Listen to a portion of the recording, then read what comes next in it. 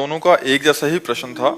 महाराज जी, ये जैसे आप कहते हैं कि बच्चों में सुधार होना चाहिए, माता पिता सही आचरण होना चाहिए, ये कह रहे हैं, कुमार जी कह रहे हैं कि मेरे माता जी का किसी से संबंध है और पिताजी का किसी और से संबंध है, जिसके कारण आपस में उनकी लड़ाई होती रहती है और इस पे हमारे पे बहुत असर पड़ता है। वैसे ही जी कह रही हैं कि माता पिता के जब आचरण गलत हो तो घर पे बच्चों के बहुत असर पड़ता है। बहुत बड़ी समस्या है, बहुत बड़ी समस्या है।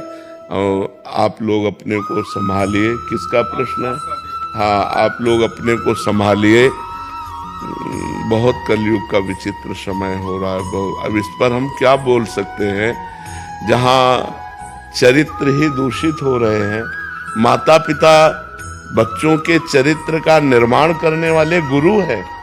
मातृ देवो भव, पितृ देवो भव। और जब माता पिता ही आचरणहीन हो रहे हैं, अब कलिकाल का ये मलिन व्यवहार है।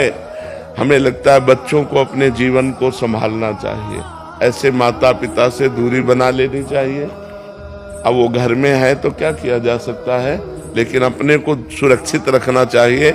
ज्यादा विरोध करने पर हिंसा के खेल होने लगते हैं। तो मुझे लगता है कि हिंसा ना करके, अपने जीवन को पाप में न डाल करके, उनके आचरणों की उपेक्षा करके अपने जीवन को बचाना चाहिए। इसी कारण मैंने 2 बार मतलब काफी बार माता पिता पे हाथ उठा दिया। वही तो मतलब, हिंसात्मक प्रवृत्ति ना करे, चुपचाप शांत अपने जीवन को। तो अब जब जैसे बच्चे सयाने हैं और देख रहे हैं कि माँ गंदे आचरण कर रही है, तो फिर असहनीय हो जाता है। पर हमें उन बच्चों से प्रार्थना करनी है कि ऐसा करने से आप जेल के अधिकारी होंगे, आप जेल में जाकर के कष्ट भोगेंगे। तो आप ऐसा क्यों करें? आप ऐसे माता पिता का मन से त्याग कर दें। और अगर सयाने हैं तो बाहर जाकर कमाइए, खाइए, अपनी जिंदगी जीजिए। ऐसे माता पिता के संग से दूर हटिए। जहाँ तुम्हारे अंदर क्रोध आता है, तुम्हारे अंदर हिंसा की भावना आती है, उसको त्याग कर दो, नहीं तो तुम्हारा जीवन बर्बाद हो जाएगा। मान लो तुमने माँ को मार दिया या पिता को मार दिया, तो जेल तुम्हें होगी, जेल के भागी बनोगे। तो फायदा क्या हुआ? पूरा जीवन जेल भोगो। वो अपने आचरण जो कर रहे हैं करने दो, तुम अपने जीवन को संभालो, पढ़ो लिखो, मेहनत करो, नौकरी पेशा करो। अब ऐसे माता पिता से उदासीन हो जाओ जो ऐसे गंदे आचरण करने वाले हैं, क्योंकि समय बहुत गलत चल रहा है।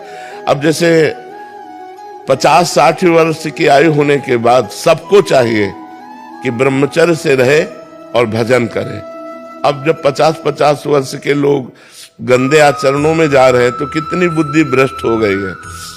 22 वर्ष तक ब्रह्मचर्य रहे और उधर 50 वर्ष के बाद ब्रह्मचर्य प्रारंभ कर दे, बीच में गृहस्थाश्रम का प्रयोग करे, तो वो जीवन मोक्ष का अधिकारी हो जाता है। अब 22 वर्ष के पहले ही बच्चे बेविचार में उतर गए और 50 वर्ष के बाद वाले बेविचार में, तो मोक्ष और परमात्मा प्राप्ति और भगवत भजन, ये तो सब बहुत दूर की बातें हो गई। तो हम बच्चों तुमसे प्रार्थना करते हैं कि तुम अपने जीवन को संभालो, कभी हाथ मत उठाना, उन्हें मारना नहीं, तुम दूर हो जाओ, नौकरी पेशा करो, व्यापार करो, अपने जीवन को जियो।